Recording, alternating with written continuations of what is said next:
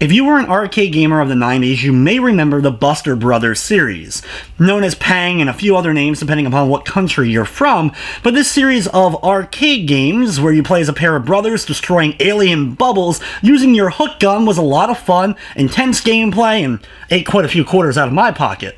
But it's been a while since we've seen a brand new game from this series, with the last one being in 2010, but was only released in Europe and Australia for the DS. But now, there's a brand new title, Pang Adventures. The thing is though, does this game really blast its way to glory? Or has the bubble already been popped on this long-running series?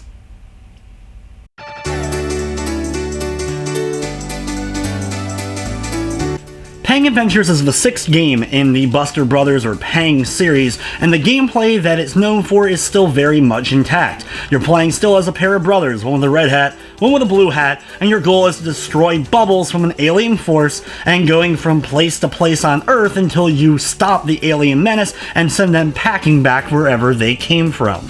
Pang Adventures features 3 different modes of play, the main one being the adventure mode. You can play it as single or co-op, and you go from place to place on the planet Earth, going through 15 different levels at each location, then fighting a boss, and then moving on to the next location, with a total of 6 different locations for you to go to, for a total of 90 main levels and 6 gigantic boss fights.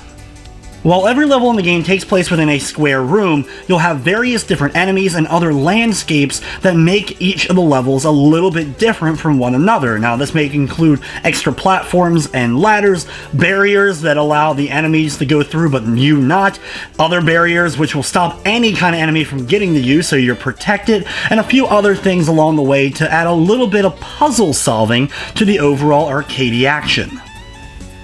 To help you though, besides just a hookshot, there are a lot of different power-ups in the game. You'll have a flamethrower, a Gatling gun, an alien laser pistol, and a few other different types of guns which make each of the levels a little bit different. Some really come in handy in particular levels, and other ones may be a little bit of a hindrance. You'll also have a few other power-ups like Time Stop, which will freeze time for a period so that you're able to get in a whole bunch of extra shots on the evil alien bubbles. This game is pure arcade style. There's a lot always going on, you really don't have a lot of downtime, and you always have to be thinking on your feet, being able to move in the right direction. You may be focused on one bubble that's coming down at you, but here comes another one coming from the side that's about to run directly into you. Every level, since it's a relatively small experience, feels like an accomplishment each and every time you move on to that next stage. And after you complete all 15 levels of a particular area and move on to the boss fights, these are really fun. Most of the bosses are these aliens that have big tentacles on them, and you have to actually work tentacle by tentacle, destroying each one before you can finally take a shot at the alien itself. And as you go on, each boss will increasingly get more difficult. They will throw out all kinds of different bubbles and other hazards at you that you're going to have to dodge, along with trying to dodge the main alien and be able to get your shots off on it. If you die at any point during a boss fight though, you'll have to restart the boss fight from the beginning.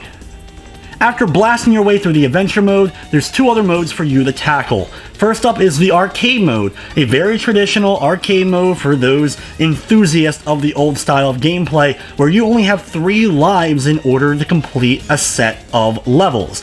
Now, if you end up making it to level 7 of World 1 and game over, you're starting back at level 1 of World 1. And you'll have to go all the way through the same levels of the adventure mode, just with that limited lifespan, and trust me, it can be pretty challenging in order to complete. The third mode is one returning from past Buster Brothers games, the Panic mode. In this one though, there is no time limit, there is no levels. It's one basic giant square, but the alien bubbles don't stop coming towards you. Your goal is you have 3 lives to see how high of a score you can possibly get, and by destroying bubbles you'll also level up. So your goal is to see how high of a level and how much score you can possibly amass. Now, along the way, when you reach certain point intervals, you will gain extra lives to help you out. But this is one of the most intense aspects of this game, and it is a real blast to play. In fact, I found myself going back and playing much more of that than I ended up spending during the main adventure mode.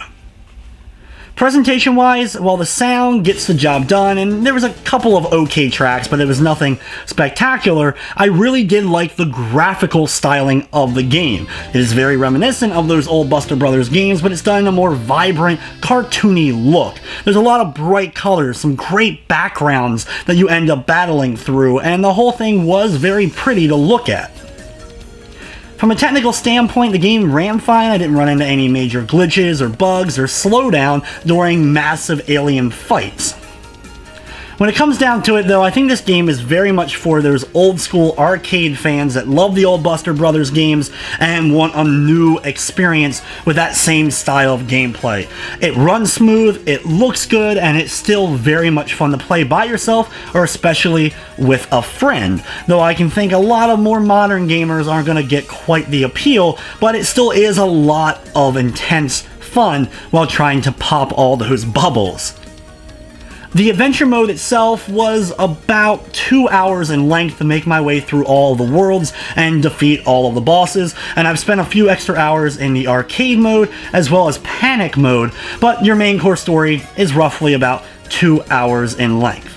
The game is $9.99, available on PlayStation 4 and Steam, and in the end, I'm going to be giving Pang Adventures a 6 out of 10. It looks great, it's still a lot of fun to play, but at its core it's still relatively a basic arcade game, and I wish there was some more modes or other kinds of play styles to keep me playing even longer. But in the end, guys, that's going to wrap up this review. I'd like to thank you for watching, and of course, I hope you enjoyed.